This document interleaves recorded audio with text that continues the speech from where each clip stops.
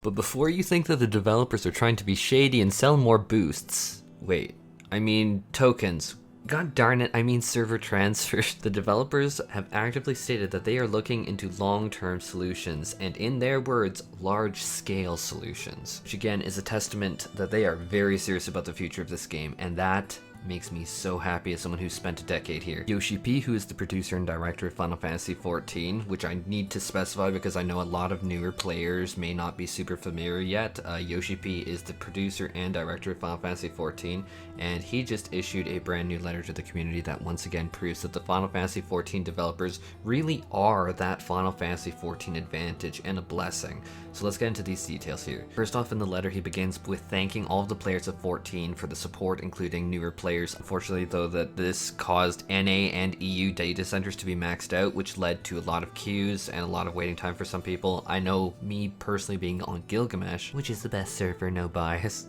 Every time I've tried to log on, even at like 2 o'clock in the morning, it's like I hit a queue and it's like, holy schnizzle. He now dives into details about his approach to tackling the problem. First off, talking about EU servers during the 5.58 hotfix that is literally going to occur today whenever I'm releasing the video, sometime today.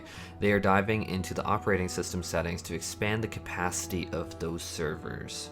There are also plans to upgrade equipment in late September, which is honestly super exciting as honestly, I am such a hardware nerd, but on a more related to 14 note, this speaks volumes towards the dedication towards the longevity of the game. I mean, you don't upgrade a server to a game that you're planning to not support long term, and again, this speaks power and action into the words of the long-term support from the developers, and I love it. Now let's talk about the North American server stuff. So officially, all of the North American servers are on AETHER data center, on specifically AETHER, been classified as congested, because AETHER is obviously amazing, no bias. Yes, Gilgamesh for the win, no bias at all, it's just a fact. I can already hear the sporks and spatulas being pulled out to whack me. But yeah, apparently in spite of expanding the maximum capacity and doing everything that they could to like handle the situation, the logins are still too much, and as a Gilgamesh resident, logging into like 30-person queues at least at like 3 o'clock in the morning, I really do believe it. Okay, now let's talk about the other face of this coin. It does suck that you are forced to make characters on different data centers. I am not going to lie. I know that there are a lot of people that watch me that explicitly want to be on Gilgamesh or on AETHER so that they can like actively play with me. I mean, data center travel is on the way. That has been stated to be a thing that they're gonna do, but unfortunately, you can't just make something on AETHER because they have specified all of AETHER is congested. But there is a loophole if memory serves me right, and if it hasn't changed over the years. I have not had the opportunity to check into it yet, but because I've had to do some shenanigans in the past with friends, you could be able to make a character on like a different data center and then transfer them onto a different server. Or at least I remember that you used to be able to have a character on a different one and then you could like transfer that at least on the same data center. I'm pretty sure that you can do it on different data centers though, such as if you made something on say Goblin, you could transfer your character from Goblin onto the glorious Gilgamesh. Now I know I said at the start of the video because I thought that it was a little spicy, and I know that people like a little spice when they start their meal, but before you think that the developers are trying to be shady and sell more boosts, I mean tokens, god darn it, I mean server transfers. The developers are actually looking into long-term solutions and, in their own words, large-scale solutions. Like, they're being very serious about the situation.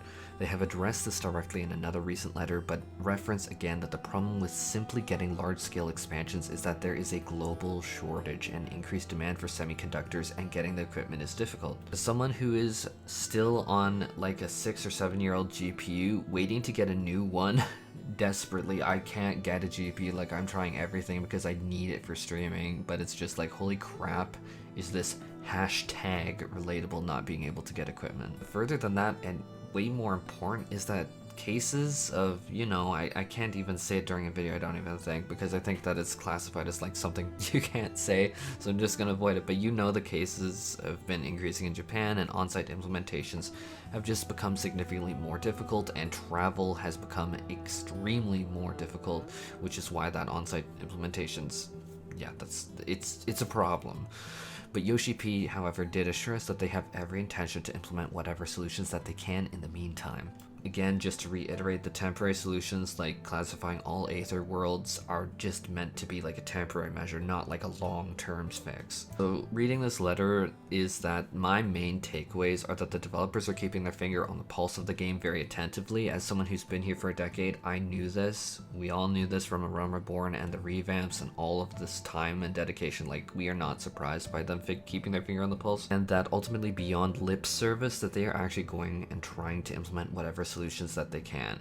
Further than that the long-term Final Fantasy XIV's future really seems to be sealed in support and commitment and success, and that is leaving me with a continuously positive feeling as someone who's spent nearly a decade in this world. It is kind of crazy, and just with everything that has happened in World of Warcraft, and I've gone like people saying, yeah, I played World of Warcraft for over 15 years, it's just, it leaves me very much thankful and appreciative that, hey, I've spent like 10 years in this world, and it's like the support and the commitment of the developers is still here, and it's still very serious. And like they talk about like long-term solutions, and honestly that brings me immense happiness, even if current day servers might be going congested in Aether, which I think really does suck. I'm definitely a little sad about that, because we already had like friends that wanted to like play with us that were like on different data centers, and so we were really looking forward to data center travel, but now it's like we can't even get people to like make a brand new character on Aether. That really does kind of suck. But again, I talked about that loophole, which is talking about the server transfer, like you make something on Goblin, then you can like server transfer it. I'm pretty sure that you can still do that. You'll need, like, I don't want to commit to that, guys, though, so don't hold me to it, but I'm pretty sure you can do that. I'd check into it. But again, I just want to reiterate that this Aether lock is just a temporary thing, and that long-term permanent solutions are on the way, and I think that that's a really great thing. As always, the level of care and commitment from our developers is beyond anything that you could expect anywhere else, and I seriously love our developers so much. Like, seriously though, this is just one notch on an extremely long list of how the developers of 14 go above and beyond with the communication style.